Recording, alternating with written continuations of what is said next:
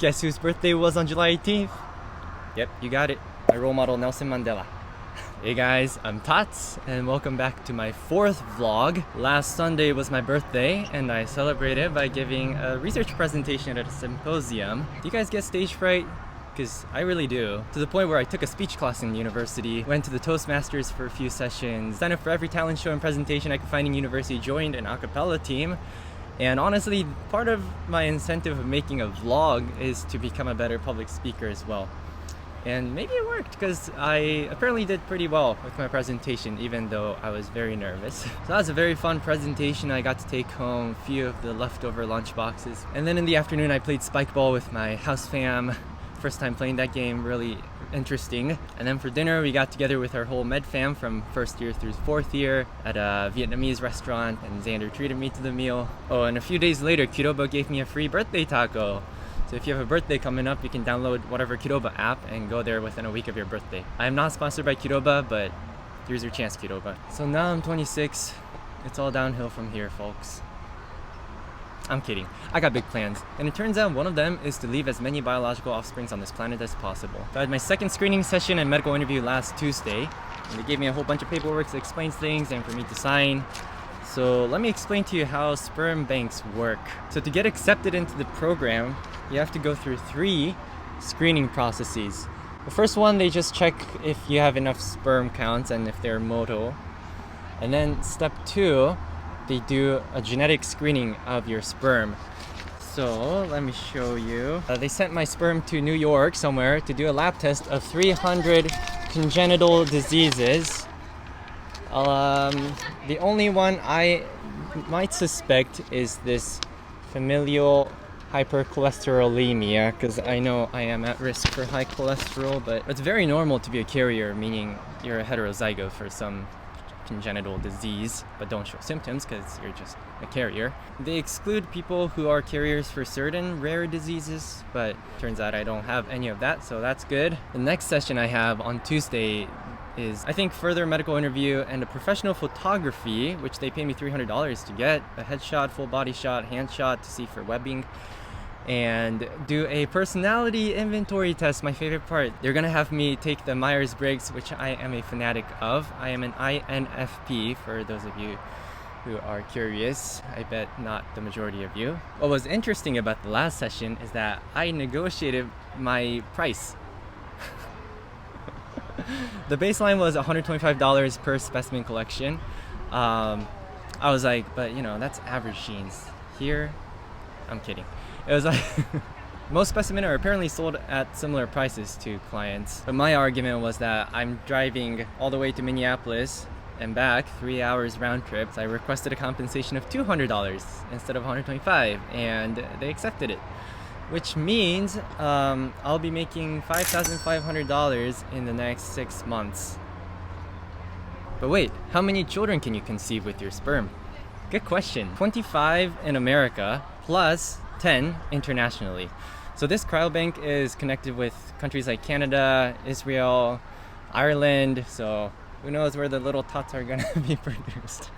Oh my goodness. Which explains the 6 months that I mentioned earlier. So for each specimen collection, I have to abstain for 72 hours to maximize count. They usually ask the donors to collect 26 specimens. So 26 weeks, half a year, but they said that if the specimen is in high demand, that they'll let me continue to donate even more. So I'm not entirely sure how that works and why. I thought there was a limit, but you know, I guess there's some flexibility. Just to clarify though, after I finish collecting the last specimen, they're gonna keep all of them frozen for another 180 days. So basically a year from now is when they're going to start selling the sperm. And why is that? Because they want to see if my health changes over the 6 months after my last collection. So they're going to do a urine test, they're going to do a blood test, they're going to do another specimen test and see if I develop any abnormalities, which would nullify all the collections. So at the earliest, I'm not going to have any one conceiving for at least a year from now. Will I get to know who's using my sperm, and will they get to know who I am? Another good question. The short answer is no. I don't even get informed on who's using my specimen, and the recipients, they get my photographs and history, but they don't get my contact information, they don't get my name. So unless I have like a YouTube channel where I'm openly talking about what I'm doing right now, there's no way they can know who I am. But here's the catch. When the offsprings turn 18, they gained access to all my contact information. So who knows? 20 years from now, I might have 35 biological offsprings knocking at my door. Oh gosh, how do I feel about that?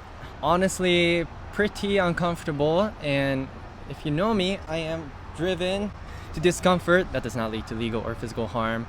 And since signing up to this program, I think I've realized that I come from a bit of a culturally conservative background, which makes sense. My mom's pretty traditional Japanese, my dad's pretty traditional Chinese. So I was kind of raised with this concept of families being bloodline driven. So on both my mom and dad's side, they have this long calligraphy sheet of this family tree that is purely based on bloodlines. I just happen to be the eldest son in 2 generations on both my mom and dad's side, which I think is quite a sexist concept and outdated, but unfortunately still a thing in many regions. I think it's my responsibility to keep adding to the calligraphy family tree, so if we're going purely by bloodline, I am really boosting this tree and practically grafting little branches to the trunk, so we're gonna need more paper. I think that's the gist of how a sperm bank works. Let me know if you have any other questions, and I'll keep you guys posted on the progress as we move forward. In other news, Daniel and I passed the first step of the Hatchery Grant application that I mentioned in my last vlog, where we're applying for money to start a hatchery business in Mozambique. So next Tuesday we have a phone call sort of interview with the Catalisa project directors. I'll have to probably sneak out of lecture to do that, but I'm very much excited for that. Speaking of businesses I want to start in Mozambique, have you guys had this before? My housemate just bought it. It's a watermelon jerky. It's dried watermelon. Apparently if you dry a watermelon, it becomes like this. Now I thought watermelons were mostly water. The question is, how much watermelon does it take to make a chip like this? Please submit your answers in the comments. I'm kidding. It's pretty good though. Now, some of you may have been wondering, why did Tats place a motorcycle helmet here? Well, last night my good friend Frank gave me this beautiful helmet, Snell approved, which means very safe and fits snugly on my head. Why do I need it? I bought a motorcycle. I found it on Mayo Classifieds, which is like a Mayo internal Goodwill where people sell used things. And I found the Suzuki Marauder for $2,000, which is a great deal, very well maintained. And a few reasons I wanted a motorcycle right now. One is that my brother recently got his first job. Congratulations, Kenji. And he and my mom were sharing a car in St. Louis, so he's moving out. Likely my mom's not gonna want to buy a used car right now with the rising market price. And since I'm leaving the country for a couple years after this year, so kinda just in case I lose my car. Also, second, I'm probably going to be riding motorcycles in Mozambique, and I wanted to get some miles under my belt in a relatively safer place. So the tragic and slightly comical story comes in where I buy the motorcycle. I take my classmate David as the test pilot, and we walked up to the storage space, and the owner comes out, and he's on a 4-legged walker, hemiplegic, and the first thing he says is that I didn't wear a helmet, and this happened. My first instinct was to turn around and just run home, not buy a motorcycle. We talked, and he had a great sense of humor. He was like, I'm probably not the best salesman for a motorcycle. I was like, you betcha. I think I'm sufficiently scared now that I am going to be very, very, very, very, very cautious on the motorcycle. Ordered practically a full body armor for my motorcycle wear. Medical school this week was amazing. I saw my first ever patient. It was a 4-month-old baby girl. There's a motorcycle right there. Essentially talked with the mom about her baby's developmental milestones, health, diet, sleep, and then did a quick physical exam of her heart. That's super fast because she's a baby. And oh, the ear exam was hard because she was such a strong baby. I would look into her ears and then she just looked back at me. And I'm also very bad at holding babies, just lack of experience. So when I was supposed to roll the baby over, I was like, Mom, do you mind coming over, rolling the baby over? So still have a lot to learn, but it's super motivating seeing real patients. And we also got to do ultrasound practice on the heart, and I volunteered as the patient because I know I have a textbook model of a heart. Then we scanned each other. Lots of intimacy in medicine, and that's why I love it. There was one day where the professor was passing around this clothes hanger called Loopy, who represented the depolarization vectors in the heart ventricles during the QRS wave of an electrocardiogram, but I wasn't paying attention. I thought it was just a clothes hanger, so I crumpled it up and tossed it in the trash bin, and the professor made a well-humored joke about that the next day. Sorry again, Dr. Geske, for killing Loopy. So I'll finish with a video of a workout session with Roo. We did grip burnout exercises at the start, did some balance exercises, and then finished with a 10-set add-on workout where we each add on new exercises, and each set we start from the beginning. So here's a video of us. I put them side by side just for entertainment. Good.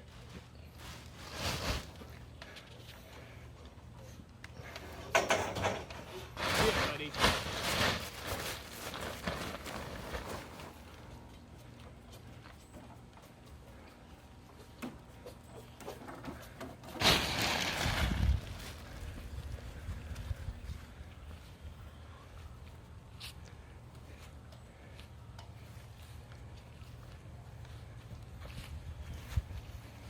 Goes to UFO. Yep.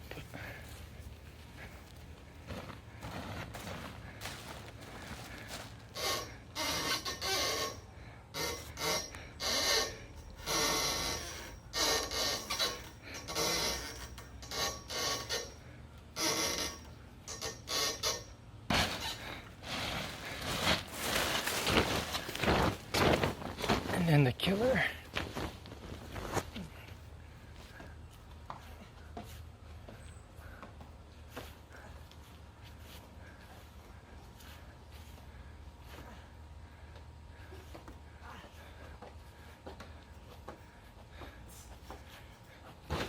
Nice.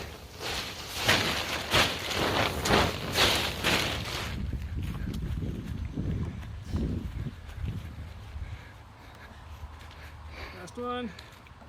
Yeah. Good fight.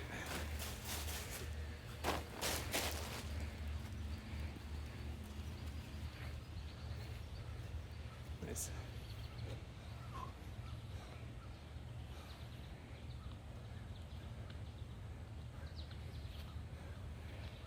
Yay! Ropes.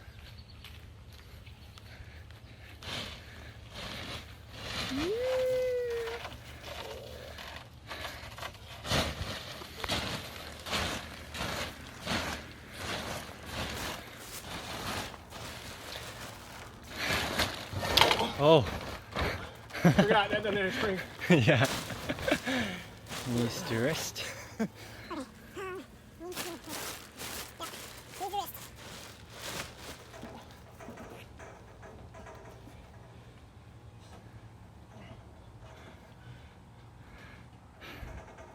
Nice.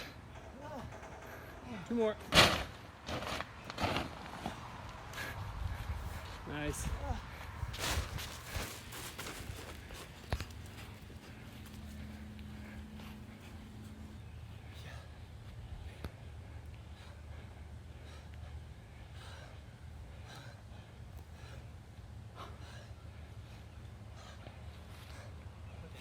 Let's see if I cramp. Yeah. Will the calf cramp? Oh, man. Yes Beautiful. or no? Place your bets now.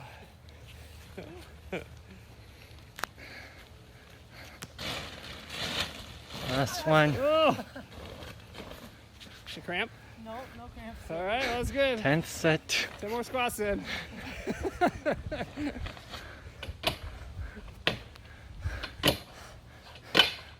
Nice. Nice sweat.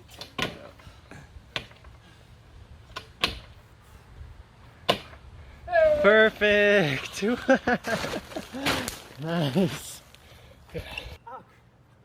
That are cramped. He still sticks it, folks. Jump off your left. I know. I count that. All right.